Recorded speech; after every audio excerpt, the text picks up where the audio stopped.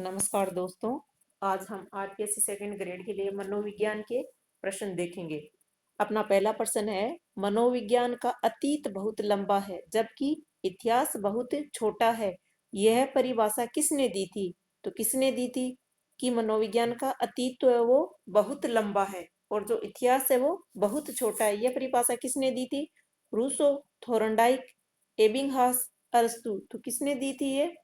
एबिंगहास ने दी से अपना इसमें राइट हो जाएगा। अब प्रश्न 2 देखते हैं। प्रथम मनोवैज्ञानिक प्रयोगशाला किसके द्वारा स्थापित की गई थी? तो जो प्रथम मनोविज्ञान की प्रयोगशाला थी वो किसके द्वारा स्थापित की गई थी? विलियम वुंट के द्वारा, क्रो एंड क्रो के द्वारा, स्किनर के द्वारा, गिलफोर्ड के द्वारा। तो किसके द्वारा स्थापित की गई थी? विलियम वुंट के द्वारा। किसके द्वारा? विलियम वुंट के द्वारा। ए अपना इसमें राइट हो जाएगा। और विलियम वुंट के द्वारा 1879 में यानी 1879 में लिपजिंग स्थान पर जर्मनी में ये स्थापित की गई थी। अब प्रश्न देखते हैं अपना 3। प्रश्न 3 है अपना, मनोविज्ञान की परिभाषा की यह चेतना के विभिन्न अवस्थाओं का वर्णन और व्याख्या करता है। तो ये परिभाषा किसने दी थी कि मनोविज्ञान है वो क्या करता है? चेतना की विभिन्न अवस्था का वर्णन और व्याख्या करता है। तो ये परिभाषा किसने दी? पंपोनोजी ने, पावलोव ने, विलियम जेम्स ने या हिलगार्ड ने? तो किसने दी है? विलियम जेम्स ने दी। किसने दी? विलियम जेम्स ने दी, क्योंकि ये चेतना के विज्ञान के जनक माने जाते हैं विलियम जेम्स। अब प्रश्न 4, शिक्षा में मनोवैज्ञानिक दृष्टिकोण के अंतराल का सूत्रपात किसके द्वारा किया गया है? यानी जो शिक्षा है उसमें मनोवैज्ञानिक दृष्टिकोण के आंदोलन का सूत्रपात किसके द्वारा किया गया है? विलियम जेम्स के द्वारा, रूसो के द्वारा, स्किनर के द्वारा या फिर स्मिथ के द्वारा? तो किसके द्वारा किया गया है मनोवैज्ञानिक दृष्टिकोण का सूत्रपात? रूसो के द्वारा। किसके द्वारा किया गया है? रूसो के द्वारा। पे राइट हो जाएगा। रूसो ने कहा कि एक बालक क्या है? पुस्तक के समान है जिसका अध्ययन एक अध्यापक को प्रतिदिन करना चाहिए, प्रत्येक अध्यापक को करना चाहिए।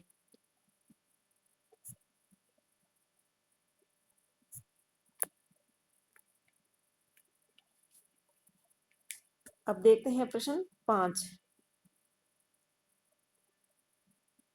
शिक्षा मनोविज्ञान के संबंध में सही कथन कौन सा नहीं है? शिक्षा मनोविज्ञान उसके संबंध में सही कथन कौन सा नहीं है वो बताना है। शिक्षा मनोविज्ञान एक अनुप्रयुक्त शाखा है। अनुप्रयुक्त मतलब होता है अप्लाइड शाखा। ऑप्शन बे है हमारा, शिक्षा मनोविज्ञान एक विकसित सकारात्मक विज्ञान है। ऑप्शन से है, शिक्षा मनोविज्ञान सीखने व सिखाने की प्रक्रिया का अध्ययन करता है। और दे ऑप्शन है अपना, शिक्षा मनोविज्ञान का कार्य क्षेत्र काफी विस्तृत है। तो इसका मनोविज्ञान कौन सा कथन है जो मनोविज्ञान की शिक्षा से संबंधित नहीं है? तो इसमें अपना हो जाएगा, शिक्षा मनोविज्ञान एक विकसित सकारात्मक विज्ञान है। तो ये विकसित नहीं है, क्या है ये? विकासशील है। क्या है? विकासशील मनोविज्ञान है ये। ठीक है।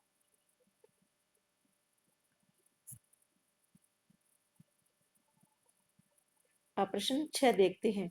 शिक्षा मनोविज्ञान मनोविज्ञान की वह शाखा है जो सीखने और सिखाने की प्रक्रिया का, यहाँ पे सिखाने है, ठीक है, सिखाने का अध्ययन करती है। ये परिभाषा किसने दी है? शिक्षा मनोविज्ञान क्या है? मनोविज्ञान की वह शाखा है जो सीखने और सिखाने की प्रक्रिया, सिखाने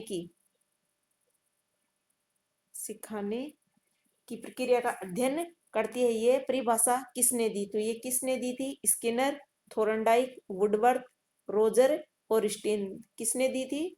यदि स्किनर ने। किसने दी? स्किनर ने दी थी। अब प्रश्न 7, शिक्षा मनोविज्ञान की प्रकृति के बारे में कौन सा कथन सही नहीं है? कौन सा कथन सही नहीं है? मनोविज्ञान, शिक्षा मनोविज्ञान की प्रकृति के बारे में बताना है। तो शिक्षा मनोविज्ञान की प्रकृति व्यवहारिक है। शिक्षा मनोविज्ञान एक सैद्धांतिक विषय है। शिक्षा मनोविज्ञान एक विधायक विज्ञान है। शिक्षा मनोविज्ञान एक नियामक विज्ञान है। तो क्या आएगा अपना 7 नंबर में? शिक्षा मनोविज्ञान एक नियामक विज्ञान है। ये अपना सही नहीं है। शिक्षा मनोविज्ञान एक नियामक, दे राइट हो जाएगा इसमें अपना। तो क्या नियामक का मतलब क्या होना चाहिए, तो ये किस पे आधारित है, क्या है, क्यों है, इस पे आधारित है मनोविज्ञान। अब प्रश्न 8 देखते हैं। कथन ए, शिक्षा मनोविज्ञान केवल सैद्धांतिक विषय है। कथन आर है, इसका प्रयोग कक्षा, मूल्यांकन और निर्देशन में किया जाता है। तो इनमें से आपको बताना है कौन सा आंसर होगा। ए और आर दोनों सही है तथा ए आर की सही व्याख्या है। ए और आर दोनों सही है पर आर ए की सही व्याख्या नहीं है। ए सही है पर आर गलत है। ए गलत है पर आर सही है। क्या होगा इसमें 8 नंबर में अपना आंसर? ए गलत है और आर सही है। ए गलत है, आर सही है। क्या हो जाएगा इसमें अपना? ए दे अपना इसमें राइट हो जाएगा। निम्न में से कौन सा कथन शिक्षा मनोविज्ञान के महत्व के संदर्भ में सही नहीं है? तो कौन सा ऐसा है इन विचारों में से जो शिक्षा मनोविज्ञान के महत्व के बारे में सही नहीं बता रहा है? यह शिक्षकों को स्वयं को समझने में मदद करता है। मनोविज्ञान तो अपनी हेल्प करता ही है। फिर ये शिक्षकों में शैक्षिक समस्याओं को दूर करने के प्रति रुचि मनोवर्ती उत्पन्न करता है। तो ये भी सही है अपना। यह अध्यापकों की विद्यार्थियों के व्यवहार में समुचित परिवर्तन लाने में मदद करता है। तो ये भी सही है अपना। और ऑप्शन द है, ये विद्यार्थियों की कमजोरियों और असफलताओं को नजरअंदाज करने के लिए प्रेरित करता है। नहीं नहीं, ये विद्यार्थियों की कमजोरियों और असफलताओं का समाधान करने के लिए हमें प्रेरित करता है। तो अपना इसमें क्या हो जाएगा? द हो जाएगा रोंग। अब प्रश्न 10 देखते हैं। शिक्षा मनोविज्ञान के अध्यापक के लिए निहितार्थ नीचे दिए जा रहे निहितार्थ का उपयोग करते हुए निम्नलिखित में कौन सा विकल्प सर्वाधिक उपयुक्त होगा? तो ए ऑप्शन है अपना, बालकों की विकासात्मक विशेषता को समझना, बालकों की समूह गत्यात्मकता को समझना, शिक्षण की प्रभावी विधियों को समझना।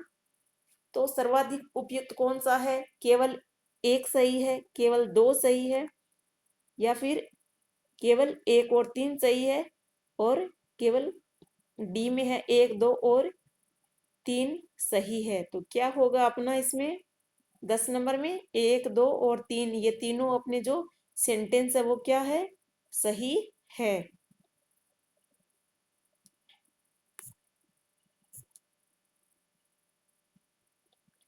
अब प्रश्न 11 देखते हैं। कथन ए, शिक्षा मनोविज्ञान केवल असामान्य बालकों के अध्ययन तक सीमित है। और कारण है आर, यह सामान्य, असामान्य, प्रतिभाशाली और पिछड़े सभी प्रकार के बालकों का अध्ययन करता है। तो बताना आपको क्या होगा इसका आंसर। ए और आर दोनों सही है। आर ए की सही व्याख्या है। ए और आर दोनों सही है।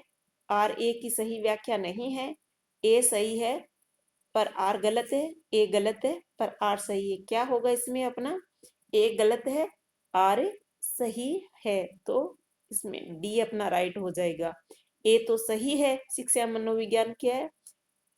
ए गलत है अपना इसमें। शिक्षा मनोविज्ञान केवल असामान्य नहीं, सभी प्रकार के प्रतिभाशाली, असामान्य सभी प्रकार के बालकों का अध्ययन करता है।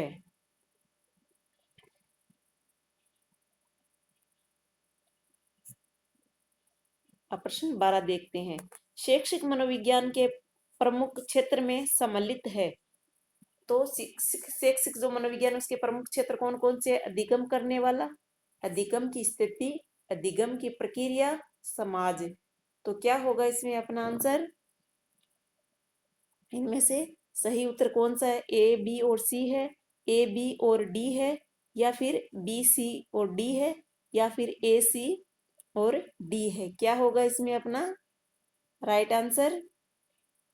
बी सी और डी सही है। बी सी और डी सही है। बी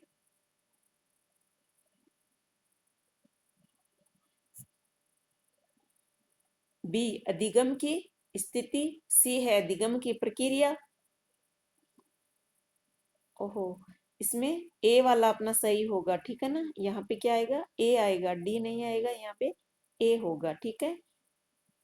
ए सी डी, एक मिनट देखती हूँ मैं क्या होगा इसमें। ए बी सी सही होगा, ए बी सी सही होगा इसमें अपना। ए बी सी सही है, तो मतलब ए इसमें अपना राइट हो जाएगा। अब प्रश्न 13 देखते हैं। कथन ए, शिक्षा मनोविज्ञान विद्यार्थियों की व्यक्तिगत भिन्नताओं को समझने में मदद करता है। और कथन है आर, सभी विद्यार्थी समान गति से सीखते हैं। तो क्या होगा इसमें, शिक्षा मनोविज्ञान विद्यार्थियों की व्यक्तिगत भिन्नताओं को समझने में मदद करता है, ये तो सही है। पर ये क्या है, सभी विद्यार्थी समान गति से सीखते हैं, तो प्रतिभाशाली मंद बुद्धि सब अपनी गति से सीखते हैं, सभी समान गति से नहीं सीखते हैं। तो इसमें अपना ए तो सही हो जाएगा और बी गलत हो जाएगा। ए सही है और आर गलत है। ए सही है, आर गलत है, इससे सही हो जाएगा इसमें अपना। अब प्रश्न 14 देखते हैं। प्रिंसिपल ऑफ साइकोलॉजी नामक पुस्तक के लेखक कौन है। तो David Ausubel, Rudolf Goeckel, William James, James Drever. तो कौन है इस पुस्तक के लेखक, विलियम जेम्स। किसकी पुस्तक है ये, विलियम जेम्स की पुस्तक है ये। ड्रेवर की तो है ए डिक्शनरी ऑफ साइकोलॉजी, और आसुवेल की है एजुकेशन साइकोलॉजी कॉग्निटिव व्यू। और जेम्स, ये ड्रेवर की हो ही गई। और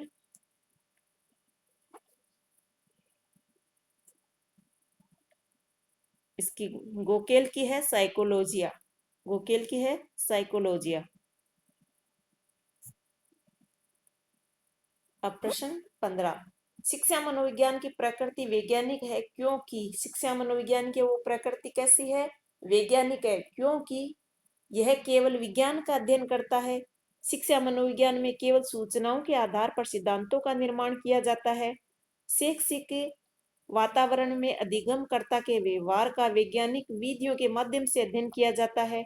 इसमें केवल विद्यार्थियों के व्यवहार का अध्ययन किया जाता है। तो क्या होगा इसमें अपना राइट है कि शिक्षा मनोविज्ञान की प्रकृति कैसी है, वैज्ञानिक है, क्योंकि शैक्षिक वातावरण में अधिगमकर्ता के व्यवहार का वैज्ञानिक विधियों के माध्यम से क्या करता है, ये अध्ययन करता है। तो 3 नंबर इसमें अपना राइट हो जाएगा। अब प्रश्न 16 देखते हैं। शिक्षा मनोविज्ञान के कौन से क्षेत्र के अंतर्गत चिंतन, प्रत्यक्षण, संप्रत्य निर्माण, स्मरण आदि पहलुओं पर जोर दिया जाता है। वो कौन सा क्षेत्र है जिसके अंतर्गत चिंतन, प्रत्यक्षण, संप्रत्य निर्माण, स्मरण आदि पहलुओं पर क्या दिया जाता है, जोर दिया जाता है। तो अध्येता, अध्यापक, सीखने की प्रक्रिया, सीखने की परिस्थिति। तो किस में दिया जाता है ये, सीखने की जो प्रक्रिया होती है उसमें। अब देखते हैं प्रश्न 17। प्रश्न 17 वाटसन द्वारा लिखित एवं वर्ष 2025 में प्रकाशित लोकप्रिय पुस्तक किनके द्वारा लिखी गई है, वाटसन के द्वारा लिखी गई है और 2025 में ये प्रकाशित हुई थी।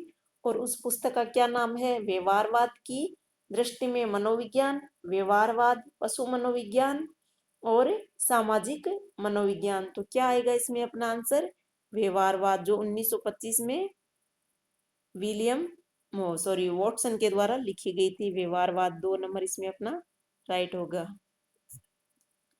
प्रश्न 18 देखते हैं। कथन ए, शिक्षा मनोविज्ञान शिक्षण को रोचक बनाने में सहायक है। और कथन आर, ये विद्यार्थियों की रुचि और आवश्यकताओं को समझने में मदद करता है। तो क्या होगा, ए और आर दोनों सही है तथा आर ए की सही व्याख्या है। ए और आर दोनों सही है, आर ए की सही व्याख्या नहीं है। ए सही है पर आर गलत है, ए गलत है पर आर सही है। क्या होगा इसमें अपना आंसर, इसमें अपना आंसर हो जाएगा ए और आर दोनों क्या है, सही है तथा आर ए की सही व्याख्या है। तो क्या हो जाएगा इसमें अपना आंसर, 1 नंबर राइट हो जाएगा। अब प्रश्न 19 देखते हैं। Educational psychology and outline psychology पुस्तक किन के द्वारा लिखी गई है? तो ये दो पुस्तकें हैं, ये किन के द्वारा लिखी गई है? एजुकेशनल साइकोलॉजी ये किन के द्वारा लिखी गई है, और आउटलाइन साइकोलॉजी किसके द्वारा लिखी गई है? थोरनडाइक और William McDougall, Woodworth, Guilford, William James और थोरनडाइक। तो क्या आएगा इसमें अपना उत्तर? थोरनडाइक व मैकडूगल। क्या आएगा? थोरनडाइक और विलियम मैकडूगल, ए राइट हो जाएगा। एजुकेशनल साइकोलॉजी तो है थोरनडाइक की, आउटलाइन साइकोलॉजी है विलियम मैकडूगल की। अब प्रश्न 20 देखते हैं। सूची एक को क्या करना है? सूची दो से मिलाना है, एक तरफ पुस्तक है एक तरफ लेखक है। एमिली, आउटलाइन साइकोलॉजी, एम्पिरिसिज्म और डी एनिमा एनिमा और इनके लेखक दे रखे हैं Rousseau, John Locke, William McDougall, अरस्तु। क्या होगा इनके आंसर?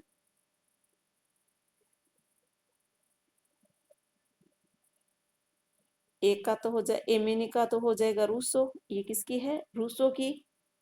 फिर आउटलाइन साइकोलॉजी अभी अपन ने देखी थी, विलियम मैकडूगल की। फिर आ जाएगा एम्पिरिसिज्म, आ जाएगी जॉन लॉक की, और डी एनिमा आ जाएगी अरस्तु की।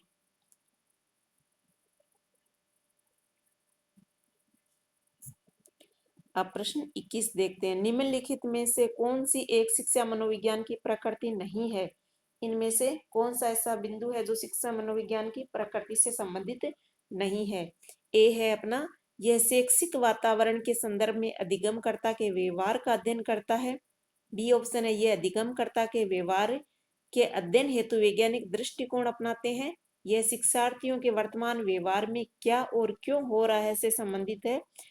और डी ऑप्शन है, यह तर्क, दर्शन और नैतिकता से संबंधित है। तो क्या आएगा इसमें अपना आंसर कि शिक्षा मनोविज्ञान की प्रकृति से कौन सा संबंधित नहीं है?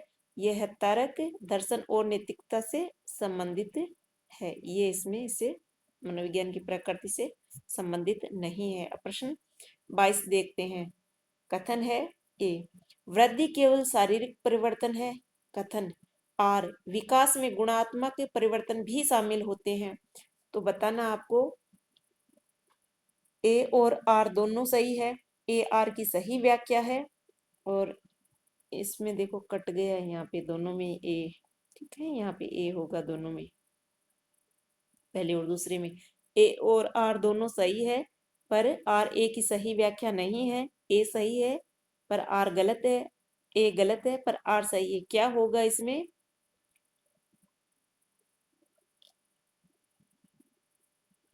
तो इसमें क्या है? ए और आर दोनों सही है, आर ए की सही व्याख्या है। एक नंबर इसमें अपना राइट हो जाएगा। अब प्रश्न 23 देखते हैं। निम्नलिखित में से कौन सा किशोरावस्था में सामाजिक विकास का एक लक्षण नहीं है? किशोरावस्था में सामाजिक विकास का एक लक्षण नहीं है इनमें से।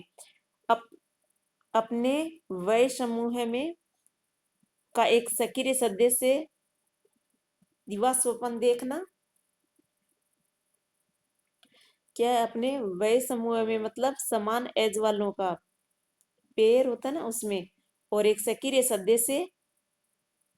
सदस्य और वह क्या करता है? दिवा स्वप्न देखता है। तो ये तो क्या है अपना इसमें राइट हो जाएगा। मैत्री संबंध में भी भारी कमी व मूर्त चिंतन। तो मैत्री संबंधों में कमी नहीं होती है, मैत्री संबंध उनके भरपूर होते हैं। और मूर्त चिंतन नहीं करता है, ये यहाँ पे क्या करता है? अमूर्त चिंतन करता है। कैसा चिंतन करता है? कल्पना करता है, कल्पनाओं में रहता है, अमूर्त चिंतन करता है किशोरावस्था में।